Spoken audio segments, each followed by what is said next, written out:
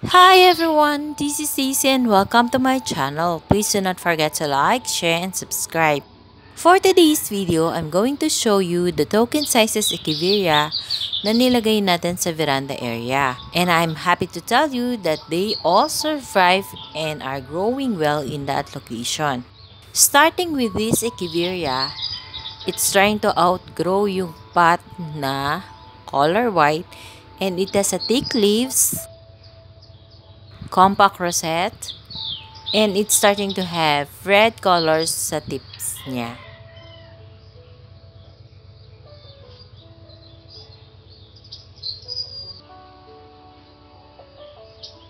The second Echeveria has a pointed leaves, thin farina.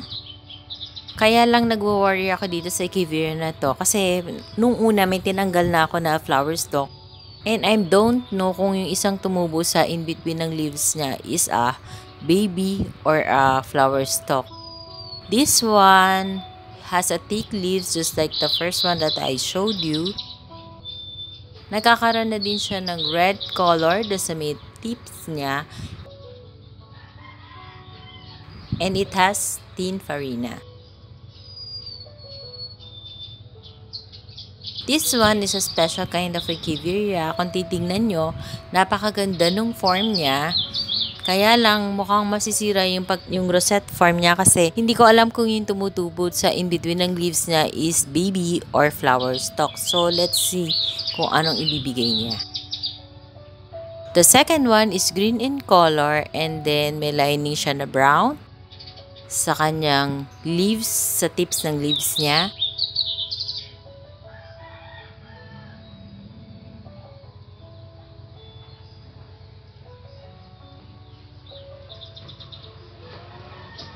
This Echeveria has a thick leaves, thin farina, and it's starting to have a stress color. Yung tips ng leaves niya is nakakaroon na rin ng red. So, most of them has thick leaves and thin farina. Pero it's trying to outgrow na din yung kanyang white pot. This one, I'm not sure if it is a Lilacina, but it has a thick farina and maganda yung pagka-rosette niya. Para siyang bulaklak.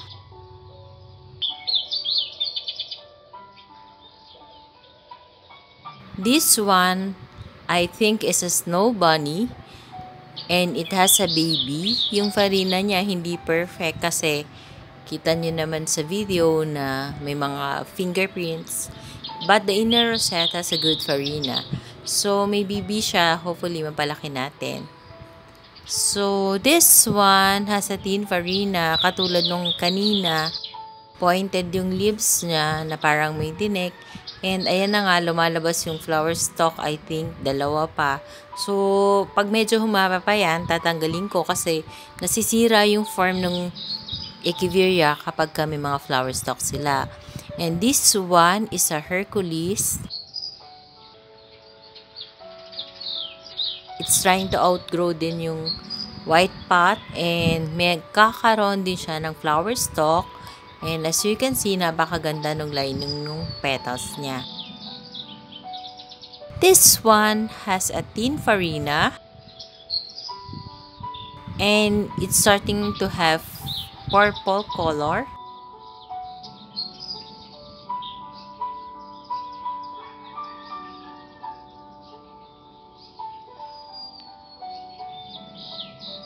This one is an Echeveria mensa, kaya lang hindi pa lumalabas talaga yung pagka-purple in color niya.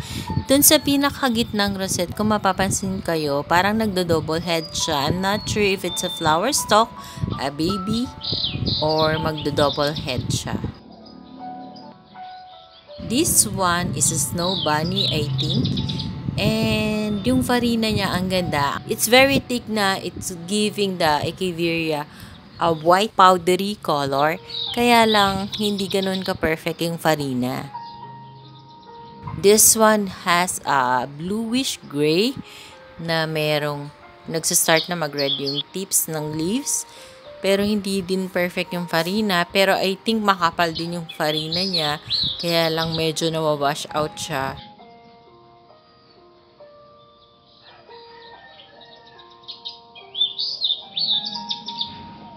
This one outgrows already the white pot, and it has a thick farina. I'm not sure about the idea of this, pero parang lilacina siya.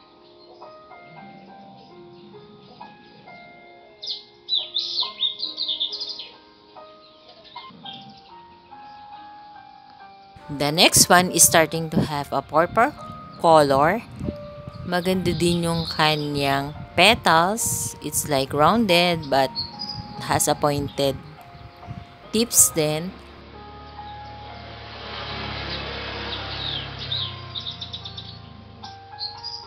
This one is Poldensis. Kaya lang medyo nalagas kasi yung bottom leaves niya. Medyo nagmashi siya. Pero right now, wala na akong nakikitang mushy leaves sa kanya. So, I guess he's starting to grow well at naka-adapt na siya dito sa veranda area. This one has a different kind of thin leaves. Iba din yung form ng rosette niya. Pero wala akong nakikitang stress color sa kanya.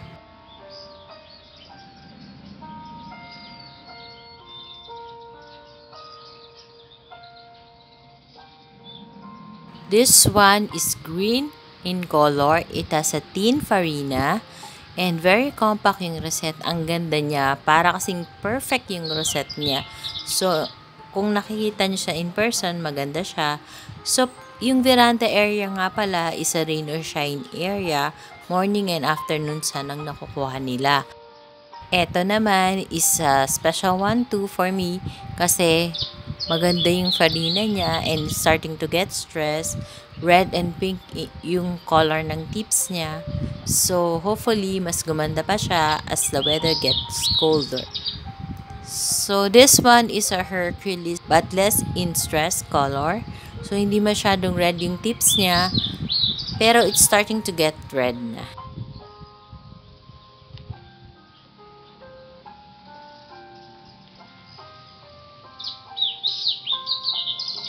The next one is like a Hercules but has a thinner leaves.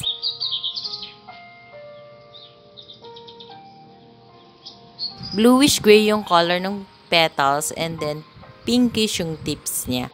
May thin farina kaya lang hindi siya perfect.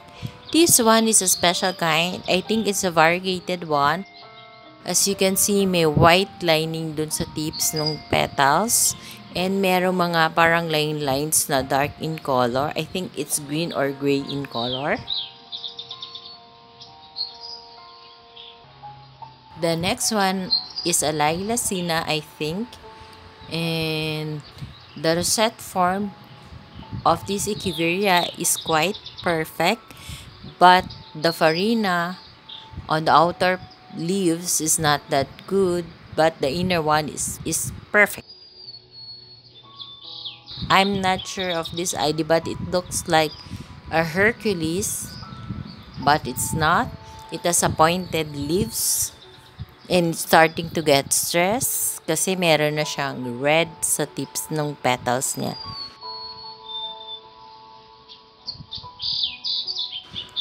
This one is trying to outgrow the pot, but I do not know the ID as well.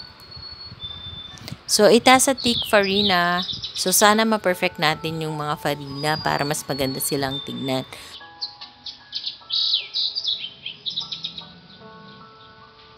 So, this one is a snow bunny, pero hindi maganda yung farina niya. So, maraming fingerprints. So, parang ang dumi niyang tignan.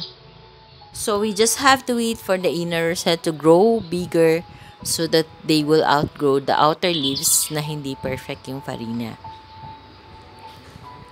This one is trying to outgrow the 3 inches pot na square.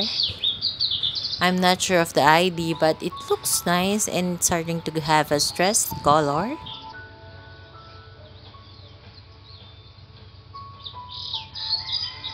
This one is a lilacina, I think. So, I have lots of lilacina pala.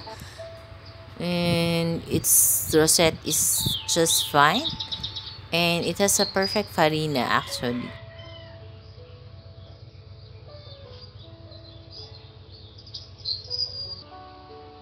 This one, nasa thick leaves, parang may ganito na akong nagpakita kanina. So, para magkakamukha sila, no? Ang hirap talagang i-distinguish ng mga echeveria kasi magkakamukha talaga sila, lalo na pag perfect yung farina nila.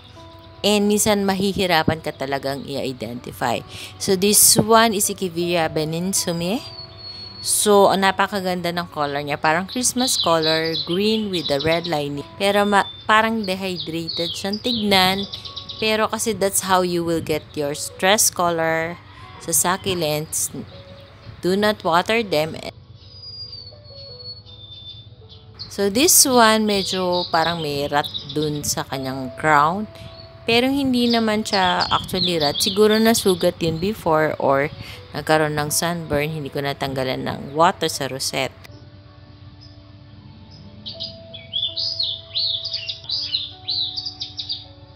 So this one is very nice. Look at the inner rosette. It's very compact. It has a thin farina and the leaves is thick.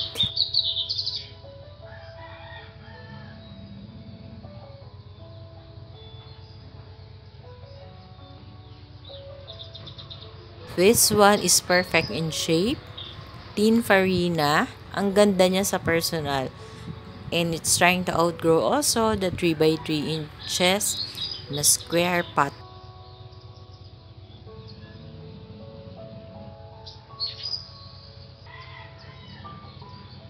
So this one is a special kind also. Para siya talagang rose. Kung titignan niyo yung form ng rosette niya. Kaya lang, thin lang yung farina niya. And it's getting bigger na din.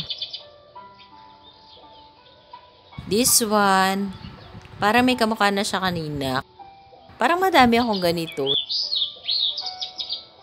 Thick yung leaves, tapos nagre-red na yung kanyang tips ng leaves. And then, thin farina lang siya. This one, may dalawa siyang baby sa dalawang gilid. Tapos parang, eventually siguro, or maybe pag hindi na umuulan, gusto ko nang ikat yung baby sa ilalim. Ayan o, malaki na siya. So, para ma-propagate natin at hindi masira o maagawan ng energy yung ating mother plant. Phase 1 has a thin farina, bluish gray in color, and the tips is starting to get a pink color. And it's trying to outgrow yung 3.5 inches na white pot.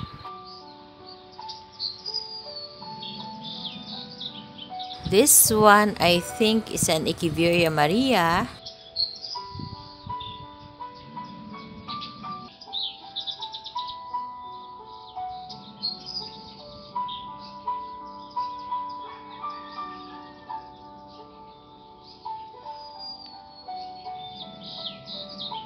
And this one looks like a Hercules too. But I'm not sure if it's a Hercules.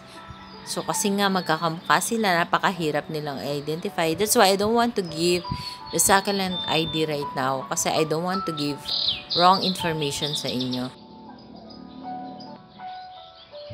So, this one is an avocado cream. So, ito, hindi ito kasama sa mga token size na binili ko. Pero, nirepat ko din siya sa small pot na 3x3 square pot. So, nag-grow naman din siya.